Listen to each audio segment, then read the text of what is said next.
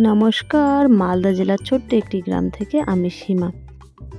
রাতে মুষলধারায় বৃষ্টি হয়েছে, প্রচণ্ড বেগে ঝড়ও হয়েছে, কম বেশি অল্প স্বল্প। দেখুন ভোরের সকালটাই, দেখুন আমাদের উঠোনে কে বসে আছে। একজন অতিথি বসে আছে উঠোনের উপরে, আর আমাদের উঠোনের অবস্থাটা দেখুন। বৃষ্টি হয়তো অনেকেরই ভালো লাগে, কিন্তু বৃষ্টিতে এইসব পশু পাখিদের একটু কষ্ট হয়ে যায়। এরা না বলতে পারে কথা, না কিছু করতে পারে। এইসব পশু পাখি তখন ক্ষুধার্তর থেকে বেশি হিংস্র হয়ে যায়।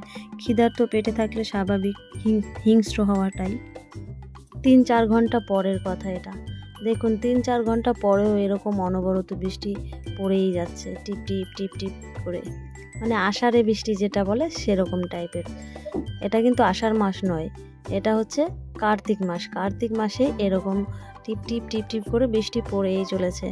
মানে এই বছর কি যে হবে, শস্য যারা বুনতে পারেনি তাদেরও সম্ভবত কষ্ট আছে, আর যারা বুনে ফেলেছে তাদের তো দুর্ভোগ হয়েই গেছে। সারাদিন বাচ্চারা কোথাও যেতে পারেনি সেভাবে, সেই জন্য ওদের আর ওর পাশের বাড়ির বন্ধুদের নিয়ে এসে লুডো খেলতে বসিয়ে দিয়েছি।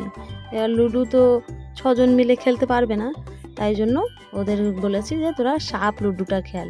এবার সাপ লুডোতে তো 4 জনের বেশি খেলা যায় না। লুডোতে তো 4 কালারের গুটি থাকেই আগের থেকে, আরও 2টো এক্সট্রা কালার ওদের বানিয়ে দিয়েছে অন্য কিছু দিয়ে, ওরা খেলছে। এতে 6 জনের 6 জনেই খুশি। দেখুন বৃষ্টির কারণে আরও একজন অতিথি আমাদের বাড়িতে আশ্রয় নিয়েছে। টিনের চালের বাড়তি অংশটুকু থাকে, সেই অংশেই বসে আছে। মানে ওখানে বৃষ্টি পড়ছে না, আবার মানুষেরও নাগাল পাবে না, সেরকম জায়গা দেখে বেচারা আশ্রয় নিয়েছে। হয়তো তার ঝড় বৃষ্টিতে ঘর ভেঙে পড়েছে, হয়তো সে আর উড়ে যেতে পারছে না, হয়তো সে বৃষ্টির কারণে আটকে পড়েছে, এরকম কিছু একটা হয়েছে। কিন্তু পরে শেষে দেখলাম যে ওর পায়ে সমস্যা হয়েছে একটা কিছু, তাই হয়তো উড়ে যেতে পারছে না ওর বাসা পর্যন্ত। কি দুর্ভোগ বলুন তো।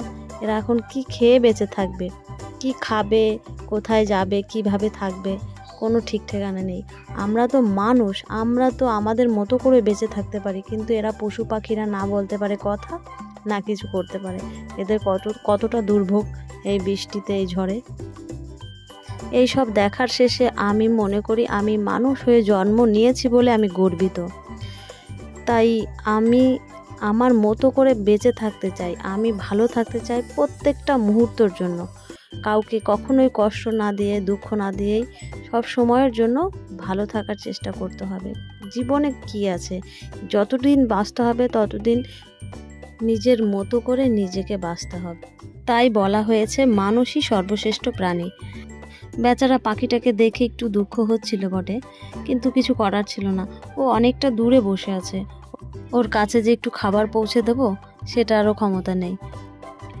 ওর 2টো পায়ের একটা পায়ে সমস্যা হয়েছে, মানে ওর আঙুলগুলোই নেই, পায়ের আঙুলগুলোই নেই। ওই দেখুন ওর একটা পায়ের আঙুলগুলোই নেই, ওই জন্য ও এক জায়গা থেকে আর এক জায়গায় বৃষ্টির কারণে আরও যেতে পারছে না। ওই অসুবিধাটাই ওর হচ্ছে।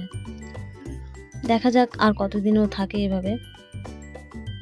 শীত দোরগড়ায় চলে এসেছে, তবু বর্ষাটা এবার যাওয়ার নাম নেই।